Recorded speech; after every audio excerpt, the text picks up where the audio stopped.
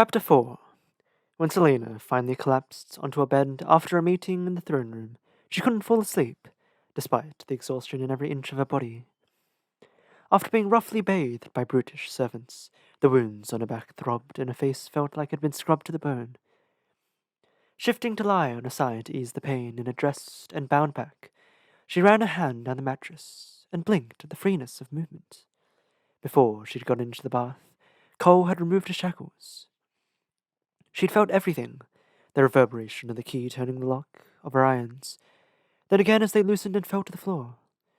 She could still feel the ghost chains hovering above her skin. Looking up at the ceiling, she rotated her raw, burning joints and gave a sigh of contentment. But it was too strange to lie on a mattress, to have silk caress her skin and pillow cradle her cheek. She had forgotten what food other than soggy oats and hard bread tasted like, what a clean body and clothes could do to a person. Now it was utterly foreign.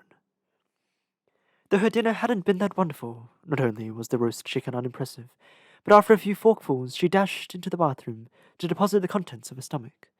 She wanted to eat, to put her hand on a swollen belly, to wish that she'd never eaten a morsel and swear that she'd never eat again. She'd eat well and rift hold, wouldn't she? And more importantly, her stomach would adjust. She'd wasted away to nothing. Beneath her nightgown, her ribs reached out from inside of her, showing bones where flesh and meat should have been. And her breasts! Once well formed, they were now no larger than they'd been in the midst of puberty. A lump clogged her throat, which she promptly swallowed down. The softness of the mattress smothered her, and she shifted again, lying on her back, despite the pain it gave her. Her face hadn't been much better when she'd glimpsed it in the washroom mirror. It was haggard. Her cheekbones were sharp, her jaw pronounced, and her eyes slightly, but ever so disturbingly, sunken in. She took steadying breaths, savoring the hope. She'd eat, a lot, and exercise. She could be healthy again. Imagining outrageous feasts and regaining her former glory. She finally fell asleep. When Cole came to fetch her the next morning, he found her sleeping on the floor, wrapped in a blanket. "Sardathane," he said. She made a mumbling noise, burying her face further into the pillow. "Why are you sleeping on the ground?" She opened an eye. Of course, he hadn't mentioned how different she looked now that she was clean. She didn't bother concealing herself with the blanket as she stood. The yards of fabric they called a nightgown covered her enough. "The bed was uncomfortable," she said simply, but quickly forgot the captain as she beheld the sunlight. Pure, fresh, warm sunlight. Sunlight that she could bask in day after day if she got her freedom. Sunlight to drown out the endless dark of the mines. It leaked in through the heavy drapes, smearing itself across the room in thick lines. Gingerly, Selena reached out a hand. Her hand was pale, almost skeletal, but there was something about it, something beyond the bruises and cuts, and scars that seemed beautiful and new in the morning light. She ran to the mirror and nearly dripped the curtains from her hangings as she opened them to the grey mountains and bleakness of Endeavour. The guards positioned them beneath the window didn't glance upward, and she gaped at the bluish-grey sky, at the clouds slipping on their shoes and shuffling towards the horizon. "I will not be afraid." For the first time in a while, the words felt true. Her lips peeled into a smile. The captain raised an eyebrow, but said nothing. She was cheerful, jubilant really, and her mood improved when the servants coiled her braided hair into the back of her head and dressed her in a surprisingly fine riding habit that concealed her miserably thin form. She loved clothes, loved the feeling of silk, of leather, of velvet, satin, suede, and chiffon, and was fascinated by the grace of seams, the intricate perfection of an embossed surface. And when she won this ridiculous competition when she was free, she could buy all the clothes she wanted. She laughed when Cole, irked at how Selena stood in front of the mirror for 5 minutes, admiring herself, half dragged her out of the room. The budding sky made her want to dance and skip down the halls before they entered the main yard. However, she faltered as she beheld the mounds of bone-coloured rock at the far end of the compound, and the small figures going in and out on the many mouth-like holes cut into the mountains. Work had already begun for the day. Work that would continue without her when she left them all to this miserable fate. Her stomach clenching, Selena averted her eyes from the prisoners, keeping up with the captain as they headed to a caravan of horses near the towering wall. Yapping filled the air, and 3 black dogs sprinted from the center of the caravan to greet them. They were each sleek as arrows, undoubtedly from the Crown Prince's colonels. She knelt on one knee, her bound wounds protesting as she cupped their heads and stroked their smooth hair. They licked her fingers and face, their tails slashing the ground like whips. A pair of ebony boots stopped before her, and the dogs immediately calmed and sat. Selena lifted her gaze to find the sapphire eyes of the Crown Prince of Ardalin studying her face. He smiled slightly. "How unusual for them to notice you," he said, scratching one of the dogs behind the ears. "Did you give them food?" She shook her head as the captain stepped behind her so close that his knees grazed the folds of her forest green velvet cape. It would take all of 2 movements to disarm him. "Are you fond of dogs?" asked the prince. She nodded. Why was it already so hot? "Am I going to be blessed with the pleasure of hearing your voice, or have you resolved to be silent for the duration of our journey?" "I'm afraid your questions don't merit a verbal response." Dorian bowed low. "Then apologize, my lady. How terrible it must be to condescend to answer. Next time, I'll try to think of something more stimulating to say." With that, he turned on his heel and strode away, his dogs trailing after him. She scowled as she stood.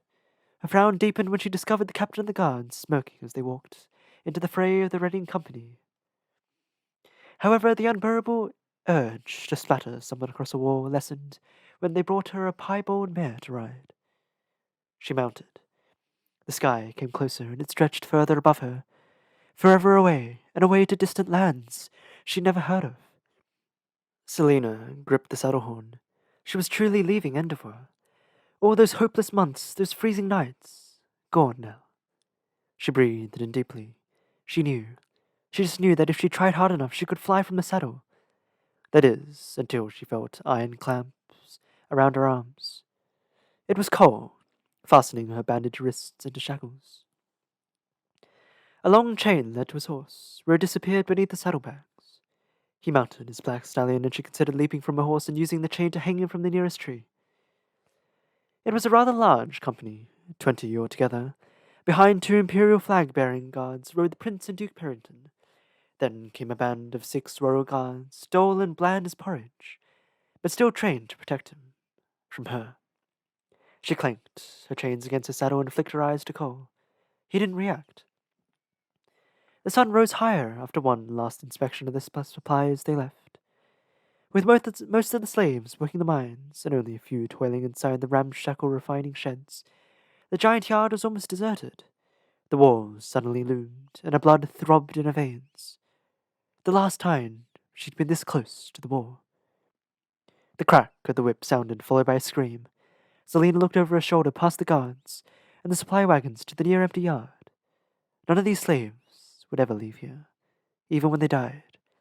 Each week they dug new mass graves behind the refining sheds, and each week those graves filled up. She became all too aware of the 3 long scars down her back. Even if she won her freedom, even if she lived in peace in the countryside, those scars would always remind her of what she'd endured, and that even if she was free, others were not. Selena faced forward, pushing those thoughts from her mind as they entered the passage through the wall. The interior was thick, almost smoky and damp.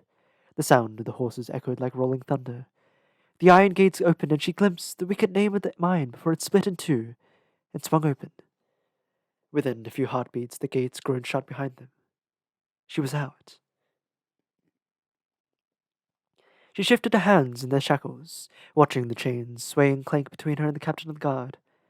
It was attached to a saddle which was cinched around his horse, which, when they stopped, would be subtly unbridled, just enough so that a fierce tug from end, the chain would rip the saddle off the beast. He'd tumble to the ground, and She sensed Captain Westfall's attention. He stared at her beneath the lowered brows, his lips tightly pursed, and she shrugged as she dropped the chain. As the morning wore on, the sky became a crisp blue with hardly a cloud. Taking the forest road, they swiftly passed from the mountainous wasteland of Endeavour into fairer country. By mid-morning they were within Oakwood Forest, the wood that surrounded Endeavour and served as a continental divide between the civilized countries of the east and the uncharted lands of the west.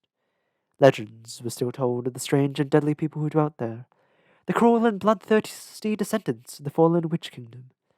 Selena had once met a young woman from that cursed land, and though she turned out to be both cruel and bloodthirsty, she was still just a human, and had bled like one. After hours of silence, Selena turned to Cole. Rumor has it, once the king is finished with his war against Wendelin, he'll begin colonizing the west. She said it casually, but hoped he'd confirm or deny. The more she knew of the king's current position and maneuverings, the better. The captain surveyed her up and down and frowned, and then looked away. I agree, she said, sighing loudly. The fate of these empty, wide plains and those miserable mountain ranges seems dull to me as well. His jaw tightened as he clamped his teeth. Do you intend to ignore me forever? Captain Westfall's brows rose. I didn't know I was ignoring you. She pursed her lips, checking her irritation. She wouldn't give him satisfaction. How old are you? 22. So young, she batted her eyelashes, watching him for some kind of response. It only took a few years to climb the ranks. He nodded. And how old are you? 18. But he said nothing. I know, she continued. It is impressive that I accomplished so much at such an early age. Crime is an accomplishment, Sardathine. Yes, but becoming the world's most famous assassin is. He didn't respond. You might ask me how I did it. Did what? He said tightly. Become so talented and famous so quickly. I don't want to hear about it. Those weren't the words she'd wanted to hear. You're not very kind, she said through her teeth. If she were going to get under his skin, she'd have to push a lot harder. You're a criminal. I'm a captain of the Royal Guard. I'm not obligated to bestow any kindness or conversation upon you. Be grateful we don't keep you locked up in the wagon. Yes, well, I'd wager that you're rather unpleasant to talk to, even when you're bestowing kindness upon others. When he failed to respond, Selena couldn't help but feel a bit foolish. A few minutes passed. Are you and the Crown Prince close friends? My personal life is none of your concern. She clicked her tongue. How well born are you? Well enough. His chin lifted almost imperceptibly higher. Duke? No. Lord? He didn't reply, and she smiled slowly. Lord Cole Westfall. She fanned herself with a hand. How the court ladies must fawn over you. Don't call me that. I'm not given the title of Lord, he said quietly. You have an older brother? No. Then why don't you bear the title? Again, no response. She knew she should stop prying, but she couldn't help it. A scandal? A deprived birthright? In what sort of messy intrigue are you involved? His lips squeezed together so tightly they turned white. She leaned towards him. Do you find that shall I gag you, or are you incapable of being silent without my assistance? He stared ahead at the Crown Prince, his face blank again. She tried not to laugh when he grimaced as she began speaking again. Are you married? No. She picked at her nails. I'm not married either. His nostrils flared. How old were you when you became captain of the guard? He gripped the reins of his horse. 20. The party halted in a clearing and the soldiers dismounted. She faced Cole, who swung a leg over his horse. Why have we stopped? Cole unhooked the chain from his saddle and gave it a firm yank, motioning for her to dismount. Lunch, he said.